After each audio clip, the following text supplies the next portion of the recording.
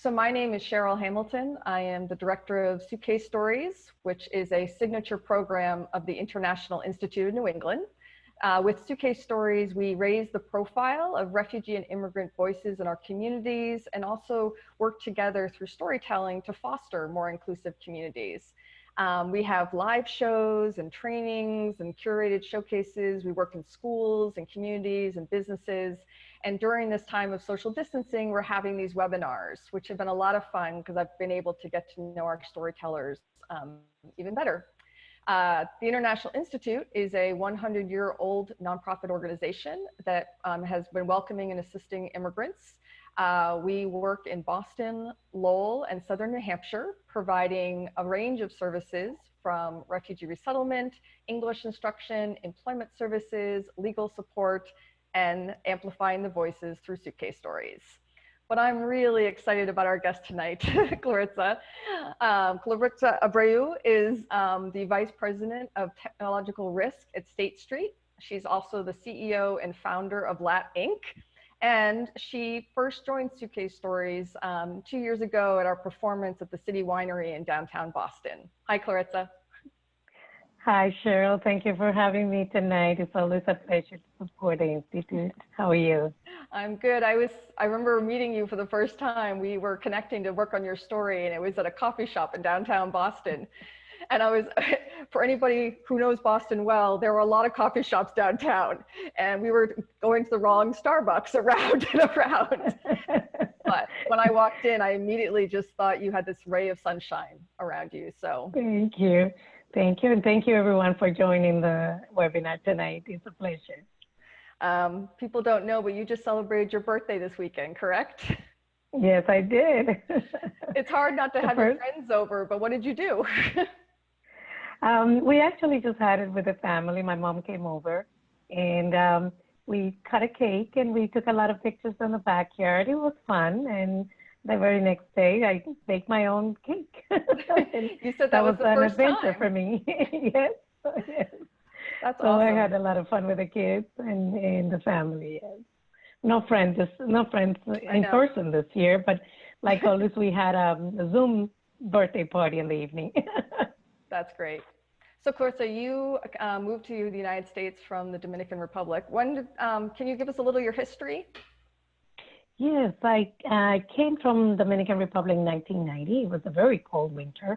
One of the coldest one I remember. Maybe it was because I was not used to the weather, but I arrived to Cambridge, and it was it was an interesting experience. I just had graduated from a program in New York in NYU, and right after that got married and came to start my family then. As you may know, I did computer science, so I came here to build my new life and start my professional career. Mm-hmm. And it's, it's challenging at a time. You have to listen to the story and hear the details, but it was challenging to get started. But once I got started, my career took off, through not only getting a job as a developer, as a professional software developer, but also in the leadership role. Mm-hmm. So, took a different turn at some point from being more technical to be more of a managerial type of role. And I've been an executive since then. So it's been quite a journey.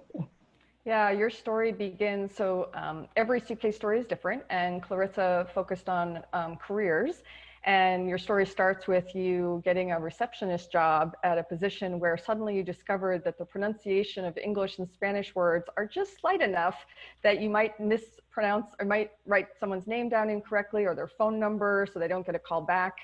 And then you end your story with being in an executive position as vice president.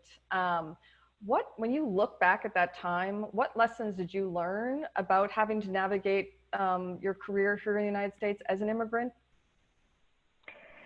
Yeah, as I look back, one of the things that I noticed it actually helped me the most was trying to connect with people, regardless of background.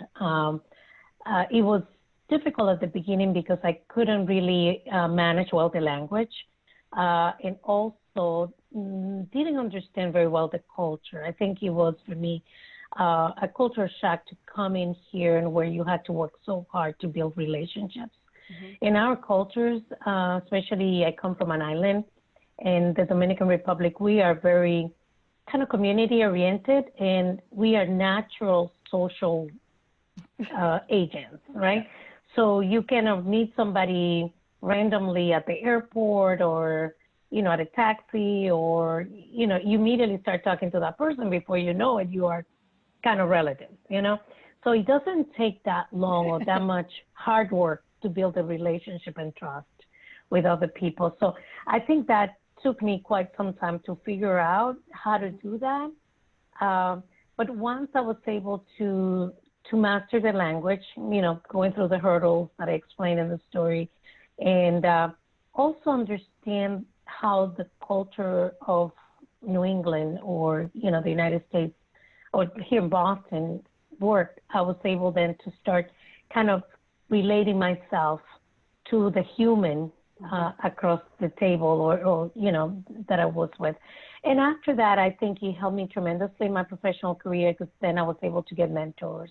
I was able to get, references, or a friend to tell me a lead about a new job or something like that. So I think as I look back at my career, I think that helped me tremendously. And of course, and not to ignore the hard work and education. As I continue to educate myself, I did my master's at BU after 2 or 3 years after I moved here, and continue to train myself and educate myself, as well as working hard, working long hours. I was the first one at work, the last one to leave. That's the way it works. Unfortunately, you have to prove yourself sometimes even more than anybody else in order to get yourself ahead. But I think, the fact that I was able to build those good relationships helped me tremendously in the workplace. Yes. We know that women and minorities are disproportionately represented in technology. First of all, what inspired you to go into the field? And then what do you think we're going to do to really unlock this so that more people are able to work? Yes, thank you for that question. I went to high school in the Dominican Republic, and I went to college there too. So when I was in high school, my math teacher kind of motivated me to go into engineering school. I didn't know I was going to go into computer science engineer, but he wanted me to go into engineering school because he kept saying to me, engineers are the ones who build the world. Engineers create, and they build things for humanity. And that kind of inspiration got really right to my heart. And when I went to engineering school, they presented to me with 10 or 12 different engineering programs. And at a time, computers were, kind of like the hot topic. Bill Gates was very famous, and, so I decided to go for that. And thank God I did, because up until today, I think it's the best decision I ever made in my life, was to select such a wonderful career, and where not only you can be creative, innovative, but also it's very rewarding, both financially and personally, right? When you can create products and being able to hold good jobs throughout. So that's really great. I was reflecting on the fact that your story, your life was transformed by somebody believing in women, and someone from the Dominican in technology. We have another woman that tells a story through Suitcase Stories named Yari, who was from Mexico. And at every point in her career, people were telling her that women, and particularly Latinos, should not be in technology or in engineering. And so she was just constantly trying to prove people wrong. And both of you have succeeded in careers. But what I know her, yeah. Oh, that's right. But what else can we do to recruit and make it successful for women and minority immigrants to work in technology? Like, what else has to happen? Yeah, well, one of the things is, and that's one of the main reasons why I'm sitting here, is so I can be a role model to other women, and especially women of color or Latinos, is because we need to see more people that they can see themselves in, right? So they can see, well, if she can do it, I can do it. Right. But we need to do a lot of work with our younger generations, right? With the kids who are in middle school or even younger than that, right? And to put those thoughts and that inspiration, as he did, as my math teacher did with me, to that, yes, they can do it. And these are wonderful careers to be in, and that not just whatever they see on TV or in social media, that you know, that's the path that they should take, but that there are these other careers that they can be also as creative and entertaining as those are. So I think educating our, you know, high schoolers and middle schoolers, are, you know, the most that we can, especially girls, to go into these types of careers. And I know you were talking about the importance of networking. Was that the motivation for starting Lat Inc? And can you tell people about what Lat Inc is? Yes, Latin came out as an idea that emerged out of my role as a mentor for one of the local organizations here in Boston. For the last 10 years, I've been a mentor at an organization called Conexión, which is for Latino professionals to connect. And I thought, well, if we can do that, if we can do the same thing online, maybe we can reach out to a lot more people that have the need of finding resources, jobs opportunities, training, mentors, and that support that I didn't have when I got here originally.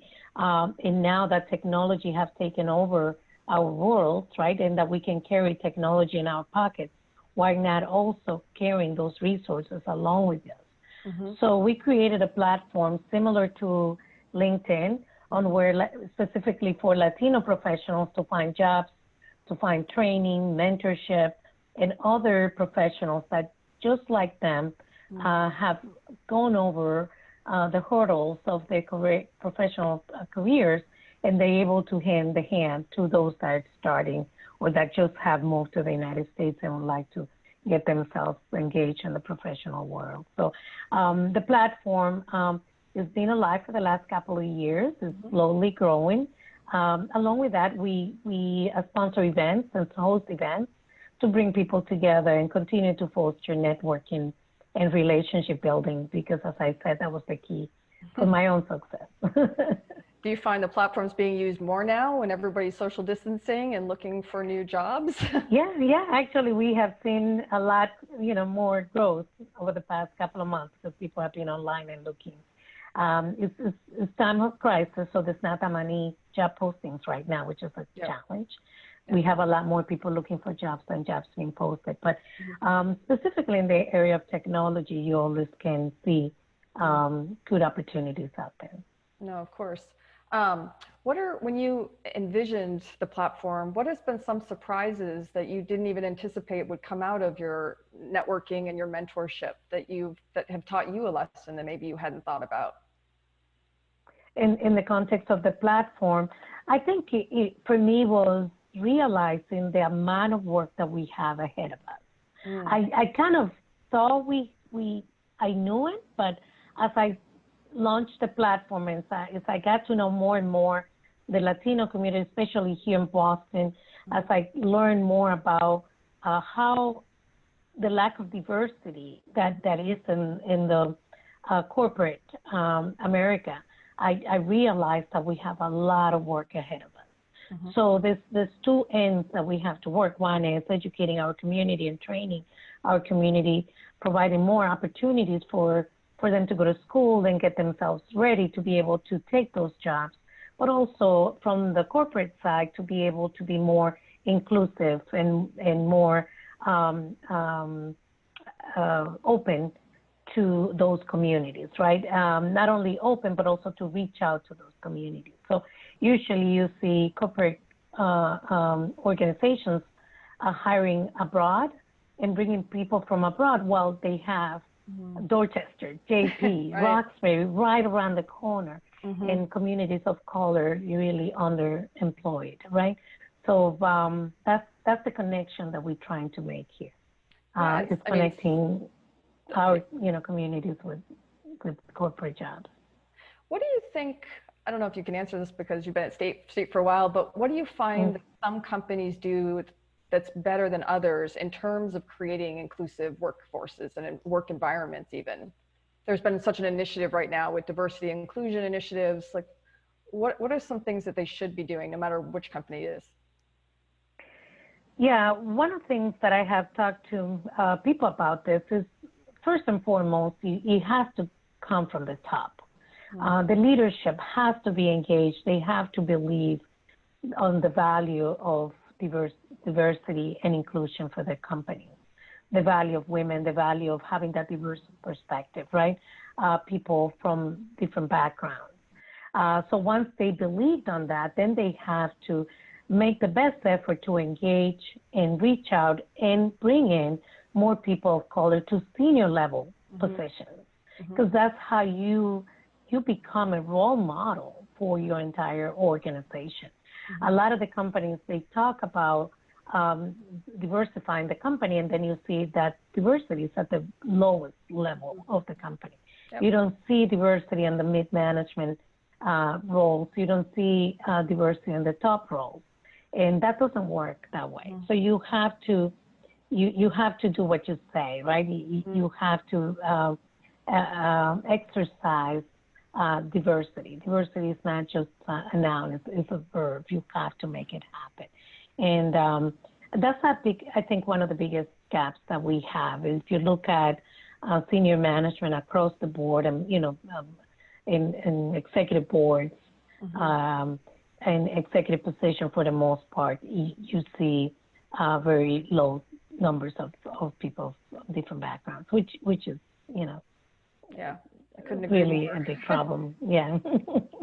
I want to invite anybody that wants to ask Claritza a question. Again, you can use the Q&A feature. You can ask her about Dominican Republic or about technology or storytelling.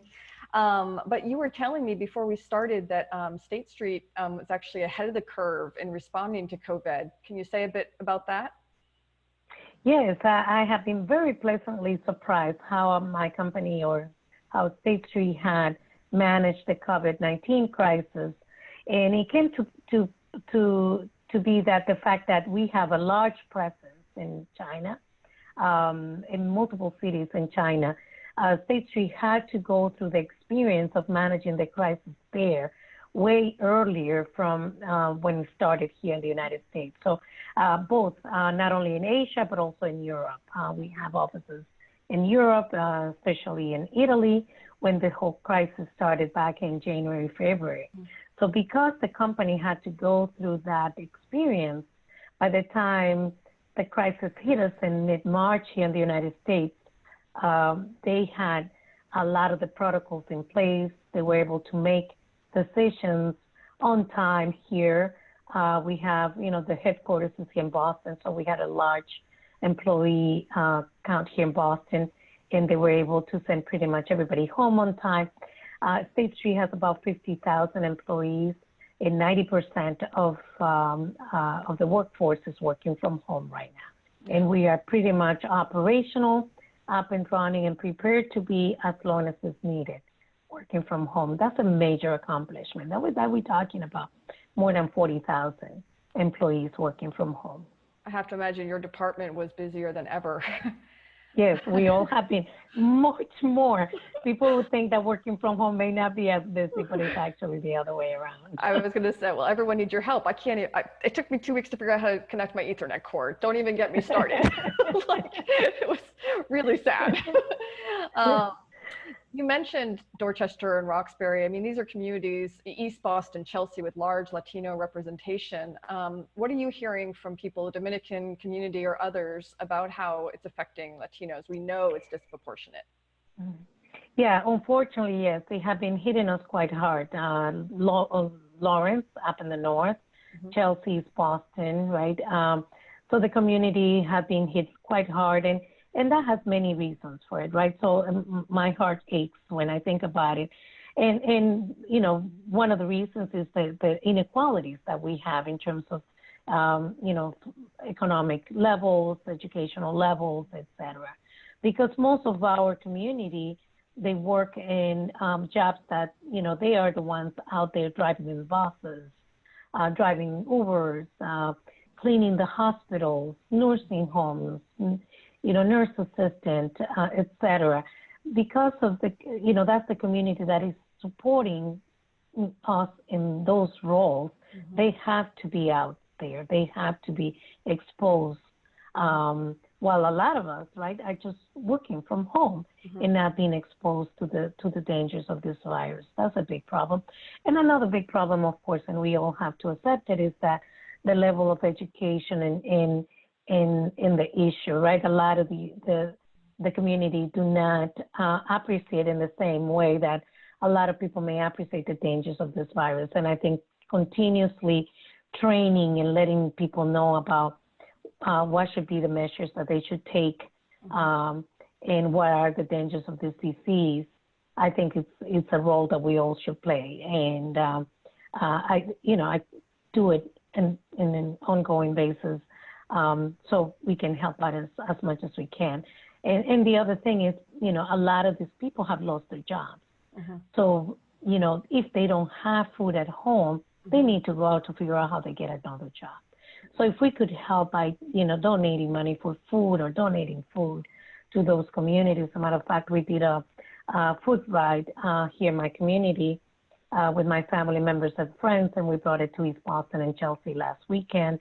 So as much as we can help, even if it's very little, it will help a family to stay home and not be exposed to the virus right now. I was listening to an NPR report today that was talking about the lack of technology in Appalachia and other rural areas, but we have to remember, even here in Boston, people may have now been given a laptop for their children, but that doesn't mean their internet is strong. I mean, just the privilege I had to go to a store, purchase an Ethernet cord, get some help.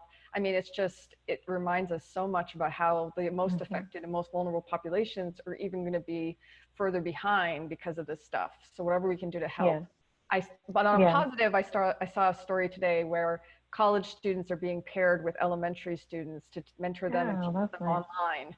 And I thought, this is the good way technology is helping. That is a wonderful way. We only have a couple minutes, but I want to ask you 2 questions and then wrap up. But you hadn't done storytelling in this way before. How did it feel to get up and talk on a very personal level on stage and share your story?